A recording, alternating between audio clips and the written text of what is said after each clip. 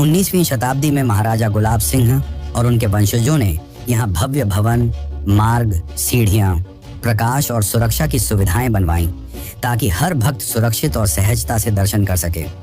आज की भव्य वैष्णो देवी यात्रा उसी डोगरा काल की भेंट है और शायद सबसे अद्भुत तथ्य यह है कि माता वैष्णो देवी का यह पावन धाम 51 शक्ति पीठों में से एक माना जाता है। पुराणों के अनुसार जब सती ने अपने पिता दक्ष के यज्ञ में आत्मदाह कर लिया तो शिव उनके शरीर को लेकर पूरे ब्रह्मांड में विचरण करने लगे। तब विष्णु ने अपने सुदर्शन चक्र से सती के शरीर को खंडित कर दिया और उनके अंग पृथ्वी पर अनेक स्थानों पर गिरे। कहा जाता है कि यहीं त्रिकूट पर्वत पर सती का हृदय गिरा था। इसी कारण इस स्थान को शक्तिपीठ की मान्यता प्राप्त है, जहां देवी की ऊर्जा अनंत काल से आज भी सजीव रूप में विद्यमान है।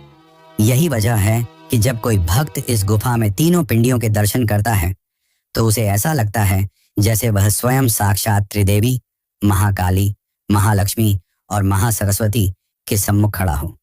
यहाँ की शीतल हवा, गूंजते मंत्र और गुफा के भीतर बहती दिव्य जलधारा सब मिलकर एक ऐसा अनुभव कराते हैं जिसे शब्दों में नहीं बांधा जा सकता।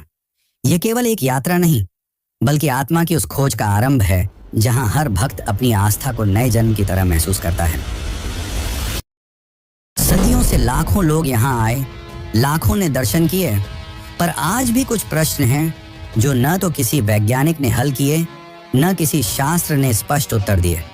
यहीं से शुरू होता है इस स्थान का सबसे आकर्षक और रोमांचक पक्ष, इसके अनगिनत रहस्य।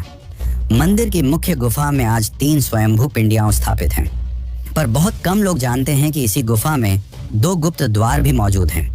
कहा जाता है कि जब भैरवनाथ माता का पीछा करते हुए गुफा तक पहुंच गया था, तब माता ने अपने वायु रूप में बदलकर इन्हीं द्वारों से होकर मार्ग बदला और उसे भ्रमित कर दिया। ये द्वार गुफा के पीछे की ओर हैं और आज भी पत्थरों से बंद कर दिए गए हैं। पुरोहित बताते हैं कि ये द्वार इतनी गहराई में जाते हैं कि कोई नहीं जानता वे कहाँ समाप्त होते हैं। कई साधु कहते हैं कि ये द्वार सीधे हिमालय की दूसरी गुफाओं से जुड़े हुए हैं, पर आज तक कोई भी इसे प्रमाणित नहीं कर सका। इसी से जुड़ा है एक और चमत्कारिक रहस्य, आकाश मार्ग। लोक कथाओं के अनुसार जब माता वायु रूप में भैरवनाथ से बच रही थी, तब उन्होंने आकाश में एक अदृश्य मार्ग बनाया था जो सामान्य आंखों से दिखाई नहीं देता।